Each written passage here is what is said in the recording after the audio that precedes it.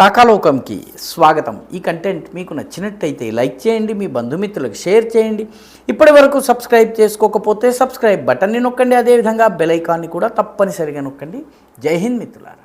తమిళనాడులో అన్నామలై భారతీయ జనతా పార్టీని వీడుతున్నటువంటి వార్త దాదాపు ఖాయమైపోయింది. ఆయన రాజీనామా పత్రాన్ని నితిన్ నవీన్ భారతీయ జనతా పార్టీ జాతీయ అధ్యక్షుడికి ఇప్పటికే సమర్పించేశారు.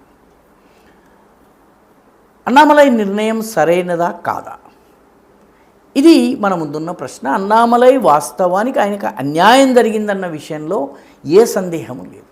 ఆయన నిజానికి పార్టీని 4% ఓట్ల నుంచి 10% ఓట్ల వరకు తీసుకువెళ్లడంలో చాలా కీలక పాత్ర వహించారు. బీజేపీకి తమిళనాడు వంటి రాష్ట్రంలో విజిబిలిటీని కల్పించారు. 10 మంది నోళ్లలో అన్నామలై ఒక ప్రత్యామ్నాయ నేతగా కనిపించారు. అన్నామలై యొక్క లాజికల్ ఆర్గ్యుమెంట్స్ కానీ, ఆయన నేతృత్వ శైలి కానీ, ఇవన్నీ కూడాను తమిళనాడు ప్రజల్లో ఒక చెరగని ముద్ర వేశాయి. అయితే ఇటీవలి కాలంలో భారతీయ జనతా పార్టీ తీసుకున్నటువంటి కొన్ని నిర్ణయాలు ఆయన మనోభావాలకి వ్యతిరేకంగా జరిగినాయి. పార్టీలు నిర్ణయాలు బృహత్ ప్రయోజనాలని దృష్టిలో పెట్టుకుని తీసుకుంటాయి, ఇండివిడ్యువల్ వర్కర్స్ కోసం తీసుకో. పార్టీలు బృహత్ లక్ష్యాన్ని దృష్టిలో పెట్టుకుని ఆ బృహత్ లక్ష్యం కోసము కొన్ని సందర్భాల్లో కఠిన నిర్ణయాలు తీసుకుంటారు. చిన్న ఉదాహరణ, అస్సాంలో చాలా చక్కటి ముఖ్యమంత్రిగా ఉన్నటువంటి సర్బానంద సోనోవాల్ని హిమాంత బిశ్వ శర్మని ముఖ్యమంత్రి చేయటం కోసం ఆయనని త్యాగం చేశారు. ఆయనని కేంద్ర మంత్రిగా ఆయనని పంపించారు. నిజానికి సర్బానంద సోనోవాల్ పని ఆధారంగానే బీజేపీ రెండవసారి గెలిచింది, కానీ హిమాంత విశ్వశర్మ ముఖ్యమంత్రి అయ్యారు. హిమాంతను ముఖ్యమంత్రి చేసి సర్బానంద సోనోవాల్ వెళ్ళిపోయారు. ఏ అభ్యంతరము పెట్టలేదు. అన్నామలై కూడాను కొన్నిసార్లు పార్టీ బృహత్ ప్రయోజనాల దృష్ట్యా లాంగ్ టర్మ్ విజన్లో భాగంగా, ప్లానింగ్లో భాగంగా కొన్ని నిర్ణయాలు తీసుకున్నప్పుడు కార్యకర్త దానిని అర్థం చేసుకుని వెంట నిలవలసినటువంటి అవసరం ఉంది. అన్నామలైకి కొంత కష్టం కలిగేటటువంటి నిర్ణయాలు జరిగినాయి. బీజేపీ ఒంటరిగా పోటీ చేసి ఉంటే ఇప్పుడు వచ్చిన ఫలితాల కన్నా మంచి ఫలితాలు వస్తాయన్నటువంటి గ్యారంటీ లేదు. అన్నాడీఎంకేతో కలవడం వల్ల కొంత పరిస్థితి బాగుపడుతుందని భావించారు. ఆ అంచనా తప్పని తేలింది. తప్పని తరువాత తేలింది. ఇప్పుడు మనం అంచనా వేయొచ్చును. అప్పుడు అది మంచిదేనని భావించారు కాబట్టి అన్నామలై అప్పుడు కూడా పార్టీలో ఉన్నారు. అన్నామలై ప్రచారం చేయలేదు. 6 నియోజకవర్గాల బాధ్యత ఆయనకి అప్పగిస్తే ఆయన ప్రచారం చేయలేదు. అంటే ఒక రకంగా పార్టీ డిసిప్లిన్ని ఆయన ధిక్కరించారు. పార్టీ 6 నియోజకవర్గాల బాధ్యత ఇస్తే దాన్ని ఆయన చేయలేదు. సరే, అవన్నీ పక్కన పెడితే అన్నామలైకి నచ్చని విషయాలు జరిగినాయి కాబట్టి, తన నాయకత్వానికి అవకాశం లేదు కాబట్టి, తన ఎదుగుదలకి ఇంకా వీలు లేదు కాబట్టి ఆయన పార్టీని వీడాలని నిర్ణయించుకున్నట్టుగా కనిపిస్తోంది. సొంత పార్టీ పెట్టాలన్నది ఆయన ఆలోచనగా కనిపిస్తోంది.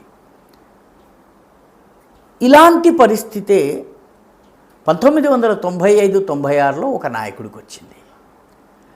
ఆయన ఏ రాష్ట్రంలో పనిచేస్తున్నాడో ఆ రాష్ట్రంలోకి రావద్దని చెప్పి పార్టీ నిర్ణయించి ఆయనని ఢిల్లీకి పంపించేసింది. ఢిల్లీలో పార్టీ జాతీయ కార్యాలయంలో ఒక చిన్న గదిలో ఒక సింగిల్ బెడ్ మంచం ఆయనకి ఇచ్చారు. ఆ రూమ్ కూడా ఆయన ఇంకొక మిత్రుడితోటి షేర్ చేసుకోవాలి. ఒక రూమ్ కూడా ఆయనకు లభ్యం కాలేదు. ఆయన రూమ్ని షేర్ చేసుకోవాల్సి వచ్చింది. అలా ఆయన 6 సంవత్సరాలు అజ్ఞాతంలో ఉన్నారు. పార్టీని వీడలేదు.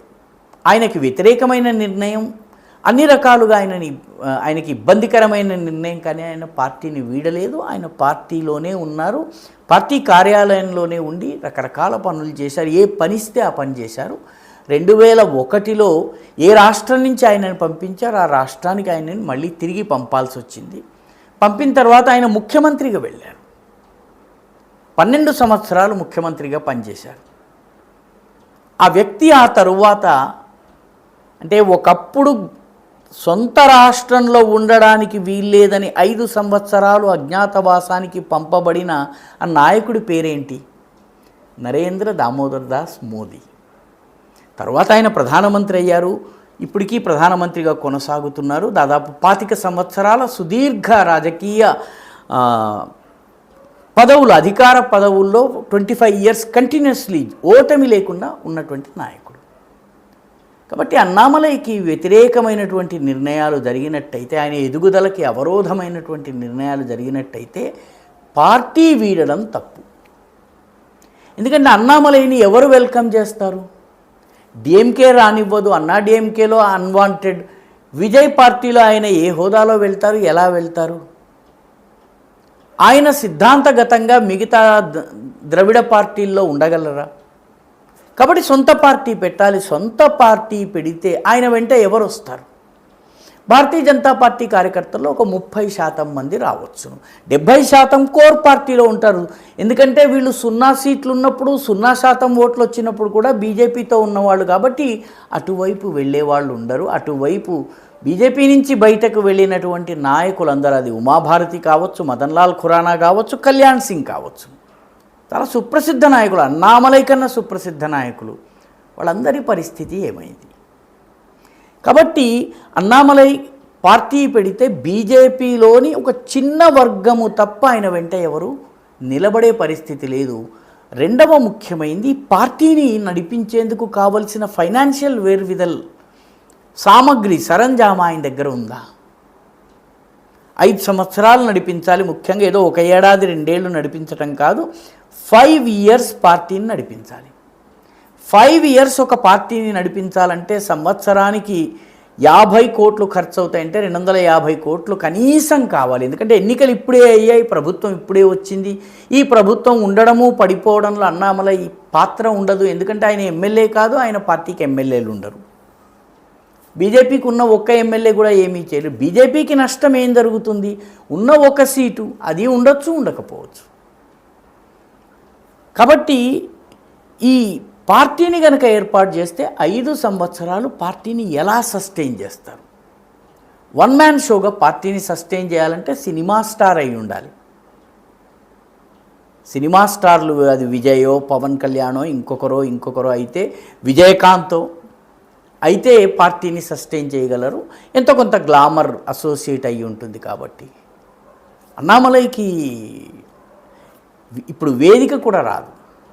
ఇదివరకు బీజేపీ అనే వేదిక ఉండేది, ఇప్పుడు ఆ వేదిక కూడా ఉండదు. కాబట్టి అన్నామలై తీసుకున్నటువంటి నిర్ణయము తొందరపాటు నిర్ణయంలా కనిపిస్తుంది. నేను నరేంద్ర మోదీ ఉదాహరణని, సర్వానంద సోనోవాల్ ఉదాహరణని ఎందుకు ఇచ్చానంటే, వీళ్ళు రాజకీయాల్లో వేచి చూడడం నేర్చుకున్నటువంటి నాయకులు. రాజకీయాల్లో వేచి చూడాలి. Annamalai age, he is not even 50. కాబట్టి ఆయన ఎదురు చూడగలరు. తొందరపాటు వల్ల ఆయన బయటకు వెళ్తే, ఆయన ఇప్పుడు పోటీ పడేది డిఎంకేతోనో, అన్నా డిఎంకేతో, లేకపోతే బీజేపీతో, లేకపోతే టీవీకేతో కాదు. ఆయన సీమాన్ అని ఒక సెంట్రిస్ట్ పార్టీ ఉంది, ఆ పార్టీతో పోటీ పడాల్సి ఉంటుంది. అన్నామలై కూడాను చెబుతున్న దాని ప్రకారము ఆయన పార్టీ రైట్ వింగ్గా ఉండబోదు, సెంట్రిస్ట్ పార్టీగా ఉండబోతుంది. అంటే బీజేపీ యొక్క ఐడియాలజీకి కొద్దిగా దూరం వెళ్తానన్నటువంటి సంకేతాలు ఆయన ఇస్తున్నారు. రాజకీయాల్లో సెంట్రిజంకి స్థానం లేదు, ముఖ్యంగా భారత రాజకీయాల్లో. కాబట్టి అన్నామలైస్ డిసిషన్, ఆయన తీసుకున్నటువంటి నిర్ణయము సరైనది కాదేమో అని అనిపిస్తుంది. 5 ఏళ్ల పాటు స్టీమ్ని కంటిన్యూ చేయటం అనేది చాలా కష్టసాధ్యమైనటువంటి విషయము. Good luck to Annamalai.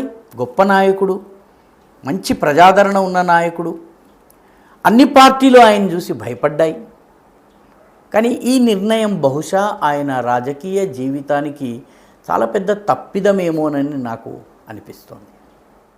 మీకు నచ్చినట్టయితే లైక్ చేయండి, షేర్ చేయండి, ఈ ఛానల్కు సబ్స్క్రైబ్ చేయండి. మీ అభిప్రాయాన్ని కమెంట్ల రూపంలో తప్పనిసరిగా పంపించండి.